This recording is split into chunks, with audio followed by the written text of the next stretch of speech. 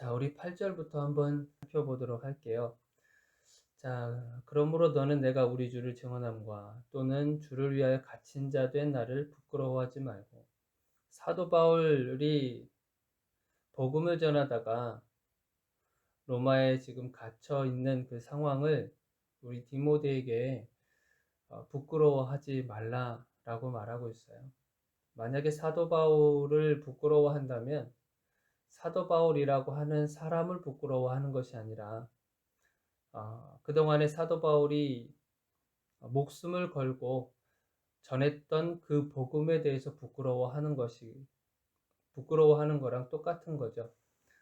그러니까 하나님의 복음, 십자가의 복음을 예수님을 부끄러워하는 거랑 똑같은 거예요. 저는 이제 그런 생각을 했어요. 저에게도 예전에는 제가 이제 전도사 시절 때 제가 전도사라고 하는 거를 어느 교회 전도사라고 하는 것을 이게 쉽게 말하기가 참 어려울 때가 있더라고요. 약간 부끄럽다기보다는 사람들의 다른 시선들 있잖아요. 아, 저 사람은 전도사구나. 저 사람은 목회자구나. 그러면은 이상하게 그 전도사나 목회자에 대한 그 기대감들이 있어서 그 편치 않는 시선들, 이제 그런 것이 약간 좀 불편해서 약간 저의 그 신분이나 이런 거를 이제 숨기고 다닐 때가 있었죠. 그러다가 내가 굳이 그렇게 할 필요 없겠다. 그렇게 하면서 이제 저의 신분도 이제 서서히 드러내고, 뭐 제가 일하고 있는 데는 뭐 당연히 제가 목사라고 하는 걸뭐 처음부터 다 알고 있었고, 이제 같이 일하시는 분들도 이제 한 며칠 지나고 나서는 이제 조금씩 알기 시작하고. 그런데 되게 중요한 거를 생각을 했어요. 그게 뭐냐면, 내가 입술로 내 정체성에 대해서 말하는 것보다 나의, 그러니까 믿는 자로서, 기독교인으로서 내가 어떻게 살아가고 있는가, 그게 정말 중요하다는 생각을 했습니다. 그러니까 나는 그리스도인이야, 나는 크리스찬이냐 하고 말은 하지만 정작 나는 부끄러운 삶을 살아가고 있는 건 아닌가. 그러니까 차라리 나는 기독교인이다라고 하는 말을 하지 말고 그냥 삶으로 살아내는 거죠. 삶으로 살아내면 그 삶을 바라보면서 사람들이 저 사람은 좀 특별하네. 저 사람은 좀 뭔가 다른 것 같아. 세상에 있는 사람들은 좀 거칠기도 하고 말도 막 함부로 하고 인격을 모독하는 말도 하고 욕도 잘하고 그런데 저 사람은 좀 다른 것 같아. 하면서 이제 궁금해하고 도대체 당신은 왜 그렇게 세상에 있는 사람들하고 좀 다릅니까? 라고 물어봤을 때 저는 교회를 다니고 예수님을 믿는 사람입니다. 그런데 아직까지 부족한 점이 많은데 좀 그렇게 참 살려고 하고 있습니다. 라고 했을 때가 더 큰 영향력을 미친다라는 생각을 했어요. 그러니까 나는 입술로 나의 정체성을 자꾸 드러내고 한다기보다 그 정체성을 드러내는 것뿐만 아니라 삶으로 살아내는 것이 정말 중요하겠구나. 왜 그런 거 있잖아요. 우리가 차로 이렇게 운전할 때 보면은 거울 앞에 이렇게 십자가 이렇게 딱 어, 걸고 다니시는 분들 있잖아요. 그런데 운전하다가도 막 무슨 일이 생기면 막 욕하고 어? 막 지나가는 차 막 끼어들면은 저 사람 막 손가락질하고 욕하고 막 이러면서 그렇게 하는 게 과연 우리가 기독교인이라고 볼 수 있을까? 이제 그런 생각을 하게 돼요. 사도 바울이 디모데에게 나를 부끄러워하지 말라고 했었던 거는 사도 바울 자체도 예수님에 대해서, 복음에 대해서 부끄러워한 적이 없기 때문에 예수님을 만나고 나서 그의 삶이 바뀌어서 정말 오히려 그 십자가를 더 자랑하고 십자가를 더 드러내고 복음을 드러내고 하는 삶을 살았기 때문에 이 디모데에게 그거를 가르쳐 줄 수 있는 거예요. 로마서 1장 16절에 보니까 제가 읽어 드릴게요. 내가 복음을 부끄러워하지 아니하노니 이 복음은 모든 믿는 자에게 구원을 주시는 하나님의 능력이 됨이라. 먼저는 유대인에게요 그리고 헬라인에게로다. 그러니까 사도 바울도 복음을 부끄러워한 사람이 아니었잖아요. 오히려 복음 때문에 나를 핍박하는 사람들 앞에서 오히려 더 십자가의 복음을 드러냈던 사람, 그 십자가의 복음의 능력이 어떤 건지를 경험한 사람이기 때문에 이 디모데에게도 똑같은 상황, 똑같은 박해와 이런 상황 속에서 목회하고 있는 이 디모데에게도 동일하게 말하고 있는 거예요. 부끄러워하지 말아라. 십자가를 부끄러워하지 말아라. 오히려 더 그 십자가 복음 붙들고 당당하게 살아라. 세상은 미련하게 생각할 수도 있다. 조금만 타협하고 살아가면 편한데 그렇게 살지 말아라. 주님이 원하시는 삶은 그런 삶이 아니라 복음을 부끄러워하지 않을 뿐만 아니라 정직하게 정말 청결한 마음을 가지고 그렇게 정직하게 목회하고 그렇게 살아가라고 권면하고 있는 거예요. 저와 여러분들도 이렇게 복음을 부끄러워하지 않았으면 좋겠어요. 단지 내가 크리스찬입니다라고 말하지 못하는 상황 속에서도 우리가 얼마든지 우리가 기독교인이고 예수 그리스도를 믿는 사람으로서 얼마든지 그것을 향기를 풍겨낼 수 있는 사람들인 거예요. 저와 여러분들은 말로써 그리고 행동으로서 기독교인으로 그 다음에 예수 그리스도의 향기를 여러분들의 삶 속에서 드러내시기를 바랍니다. 자, 이런데 이 디모데에게 또 뭐라고 권면의 말을 하냐면 8절 후반절에 보니까 오직 하나님의 능력을 따라 복음과 함께 뭐를 받으래요? 고난을 받으래요. 영적인 아들로서 디모데가 받고 싶었던 이 영적 아버지로부터 듣고 싶었던 말이 어떤 말이었을까요? 혹시 이런 말을 잊지 않았을까? 아버지로부터 위로받는 말, 아니면 인정받고 있는 말, 아니면 동정심을 주는 그런 말, 어떤 감정적인 위로의 말을 듣고 싶지 않았을까? 그런 생각을 해봤어요. 그런데 사도 바울은 그런 감정적으로 위로하고 하는 것을 하지 않았어요. 물론 우리가 어제도 살펴봤지만 그리스도의 평강과 은혜와 이 모든 것이 다 주님으로부터 온다라고 하는 그런 위로했고 권면의 말을 하긴 했어요. 그러나 오늘 본문의 말씀에는요, 오히려 진리와 함께 뭐 하라는 거예요? 순교를 각오하라는 거예요. 어찌 보면. 그러니까 디모데야, 너 바깥이 위험하니까 몸 조심해. 그리고 이곳은 가지 마. 저쪽은 가지 마. 거기는 위험하니까 몸 조심하고 몸살이고 그렇게 해야 돼. 이렇게 그런 말을 하는 게 아니라 오히려 사도 바울은 죽으라고 하는 거예요. 고난을 받아라. 복음과 함께 고난을 받아라. 십자가와 함께 고난을 받아라. 여러분들 혹시 준비됐어요? 이 세상이 만만치 않거든요. 여러분들 살아봐서 아시잖아요. 만만치 않아요. 사람들과의 관계 속에서도 만만치 않고 뭔가 계획을 해서 뭔가 이뤄내가는 거, 가정을 이뤄가는 거, 사업을 하는 거 이거 만만치 않잖아요. 이런 가운데서 내가 복음과 함께 고난을 받을 준비가 돼 있느냐?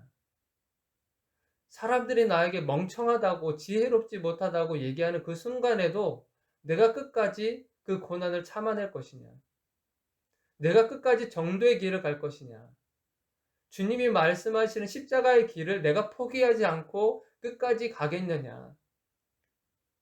그 준비가 돼 있냐고 물어보는 거죠. 이게 뭐예요? 우리 9절에서 말하는 그 소명이거든요. 소명. 9절에서 뭐라 그러냐면 하나님이 우리를 구원하사 거룩하신 소명으로 부르셨다 그랬어요. 그러니까 소명은 하나님께서 부르신 거잖아요. 하나님께서 부르셨다고 한다면 뭐가 같이 따라오겠어요? 내가 책임지겠다고 하는 것까지 따라오지 않겠어요? 내가 그냥 불렀는데 그냥 부르시기만 하고 그냥 맨 땅에 헤딩하게 만들고 그냥 부르셨는데 아무런 책임 안 지겠냐고요. 만약에 부르시기만 하고 책임 안 지면 이처럼 무책임한 신이 어디 있어요. 그리고 이처럼 불쌍한 우리 기독교인이 되는 거죠. 가장 불쌍한 기독교인이 되는 거예요. 그냥 부르시기만 하고 그냥 내동댕이 치듯이.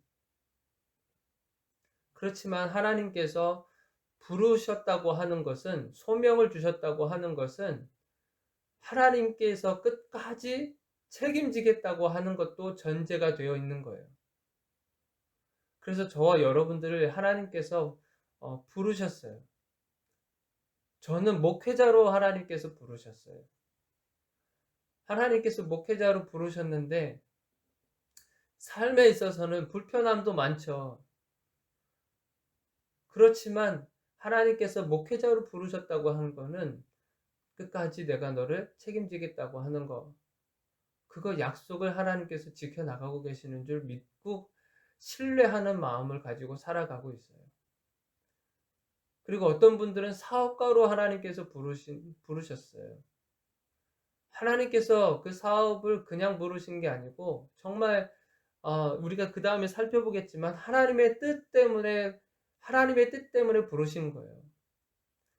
여러분들을 사업가로 부르시고, 어떤 사람은 직장인으로 부르시고, 어떤 사람은 부모로 하나님께서 엄마 아빠로 부르시기도 했고, 또 어떤 사람은 의사로 부르기도 했고, 어떤 사람은 건설 현장에서, 어떤 사람은 청소하시는 분으로 하나님께서 각각의 부르심을 주셨다고 하는 거예요.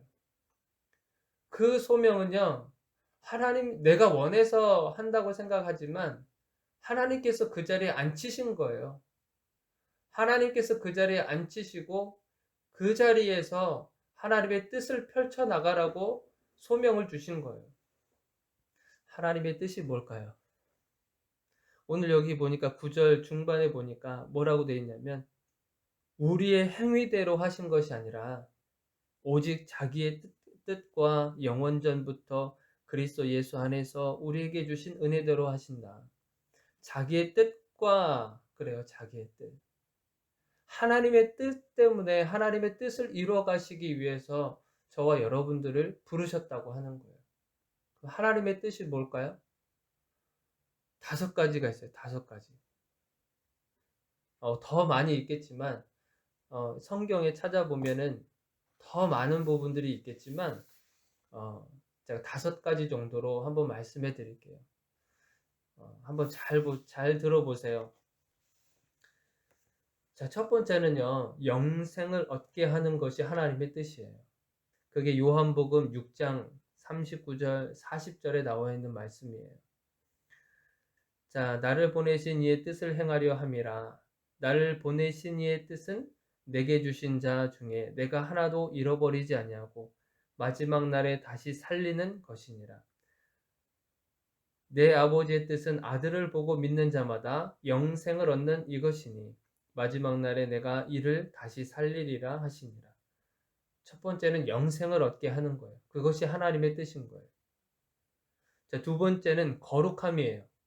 자, 데살로니가전서 4장 3절 4절에 보니까 하나님의 뜻은 이것이니 너희의 거룩함이라, 곧 음란을 버리고 각각 거룩함과 존귀함으로 자기의 안에 취할 줄을 알고.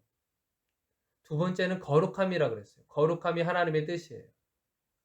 세 번째는 성령 충만이에요. 자, 에베소서 5장 17절 18절에 보니까 그러므로 어리석은 자가 되지 말고 오직 주의 뜻이 무엇인가 이해하라. 술 취하지 말라. 이는 방탕한 것이니 오직 성령의 충만을 받으라.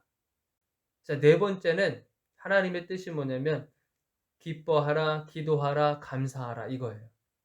데살로니가전서 5장 16절 18절에 항상 기뻐하라, 쉬지 말고 기도하라, 범사에 감사하라. 이는 그리스도 예수 안에서 너희를 향하신 하나님의 뜻이니라. 자, 다섯 번째는 마지막으로 선을 행함으로 고난받는 것이래요. 선을 행함으로 고난받는 것이 하나님의 뜻이래요. 베드로전서 3장 17절에 선을 행함으로 고난받는 것이 하나님의 뜻일진데 악을 행함으로 고난받는 것보다 나으니라. 그러니까 하나님의 뜻은 이렇게 5가지가 있어요. 영생을 얻는 것, 거룩한 것, 그리고 성령 충만하는 것, 그리고 기뻐하고 기도하고 감사하는 것, 그리고 선을 행함으로 고난을 받는 것. 이것이 하나님의 뜻인 거예요. 그러니까 이 뜻을 위해서 저와 여러분을 하나님께서 부르신 거예요. 목사로 부르고, 여러분 기업가로 부르고, 사업가로 부르고, 부모로 부르고 했던 것은 이 5가지 뜻을 이루시기 위해서 하나님께서 부르셨다고 하는 거예요. 그래서 하나님께서 여러분들 한 명 한 명에 대해서 부르셨을 때는 감당할 수 있기 때문에 부르셨던 거죠. 감당할 수 있기 때문에. 우리 힘으로 한 것이 아니라 하나님의 능력으로 감당할 수 있기 때문에 우리를 부르신 겁니다. 그래서 여러분들이 오늘 하루를 살아가는 가운데서도 이 하나님의 뜻이 무엇인가를 다시 한번 확인하시고, 내가 왜 일을 하지? 내가 왜 사업을 하지? 내가 왜 목회를 하고, 내가 왜 부모가 돼서 아이들을 케어하지? 하는 부분에 있어서 다시금 재확인하는 그런 시간들이 되기를 바랍니다. 자, 우리 계속해서 말씀을 볼게요. 그렇다면 사도 바울이요, 왜 복음에 대해서 부끄러워하지 않았냐면 12절에 그런 말씀이 나왔어요. 부끄러워하지 않는 이유는 내가 믿는 자를 내가 알고, 또한 내가 의탁한 것을 그날까지 그가 능히 지키실 줄을 확신하기 때문에 부끄러워하지 않는다는 거예요. 내가 예수 그리스도가 누구신지를 알고, 또 예수님께서 또 하신 일에 대해서 우리가 그것을 알고 확신하기 때문에 복음에 대해서 부끄러워하지 않는다는 거예요. 그 말은 뭐냐면, 내가 십자가를 부끄러워하고 복음에 대해서 부끄러워한다는 것은 내가 아직 예수를 잘 모른다는 거예요. 하나님을 잘 모른다는 거예요. 그래서 자신감이 없는 거예요. 복음에 대해서 자신감이 없는 거예요. 그러나 저와 여러분들에게 그 십자가의 그 흔적들이 저와 여러분들의 가슴 속에 새겨져 있는 줄로 믿습니다. 그래서 살아가실 때에도 기쁨으로 살아가시고 확신을 가지고 살아가시기를 바라요. 그 다음에 우리 13절 한번 말씀 볼게요. 너는 그리스도 예수 안에 있는 믿음과 사랑으로서 내게 들은 바 바른 말을 본받아 지키고, 14절도 볼게요. 우리 안에 거하시는 성령으로 말미암아 내게 부탁한 아름다운 것을 지키라. 바른 말을 본받아 지키고 아름다운 것을 지키라고 권면하죠. 이 당시에 거짓 교사들이 판을 치고 다니는 시대였어요. 거짓 교사들이. 사도 바울이 복음을 전하는 곳곳마다 사도 바울이 이곳에서 복음을 전하면 희한하게도 이 거짓 교사들이 쫓아다니는 거예요. 내가 씨를 뿌려놓으면 뒤에 쫓아가가지고 사도 바울은 거짓말쟁이야, 사도 바울은 사도가 아니야, 사도 바울이 전하는 것은 다 이단이야, 이러면서 성도들을 혼란시키게 만드는 그런 거짓 교사들이 많이 있었다는 거예요. 거짓 교사들이. 그래서 그 거짓 교사들의 가르침에 대해서 주의해라, 조심해라. 오늘날도 이단들이 얼마나 많아요. 신천지가 아주 정말 엄청나게 많이 영향을 끼쳤죠. 우리 기존 교회에. 하나님께 정말 열심을 다하고 힘을 다해서 사랑을 다해서 씨앗을 뿌려 놓았는데 그 교회들을 전부 다 무너뜨리는 그런 역할을 했잖아요. 신천지가. 너무 심각하게도. 근데 오늘날도 마찬가지.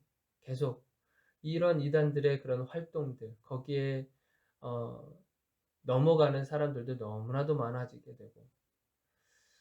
그래서 거짓 교사들에 대해서 조심해라. 그래서 여러분들의 삶도 언젠가 제가 한번 말씀드렸던 것 같은데, 스스로 내가 말씀으로 무장하지 않으면 분별의 영이 떨어지게 돼요. 여기 이 당시의 사람들도 연약했거든요. 성도들이 연약하고 말씀을 알 수 있는 기회가 많이 없잖아요. 그렇지만 오늘날은 좀 특별한 것 같아요. 그죠? 그래서 여러분들도 직접 말씀을 먹으시고 직접 말씀을 가지고 무장하시고, 그래서 거짓 교사들에게 거짓된 그런 복음을 전하는 이단들 속에서 잘 분별해 나갈 수 있는 그런 저와 여러분들이 되기를 바랍니다. 오늘도 승리하시기를 바라요. 디모데가 부끄러워하지 않았던 것처럼, 사도 바울이 복음을 부끄러워하지 않았던 것처럼, 여러분들이 살아갈 이 세상 속에서 오히려 더 자랑하시고 소명을 받으신 그대로 하나님의 뜻을 이루어 가시는 저와 여러분들이 되기를 주님의 이름으로 축원드립니다. 자, 기도하겠습니다.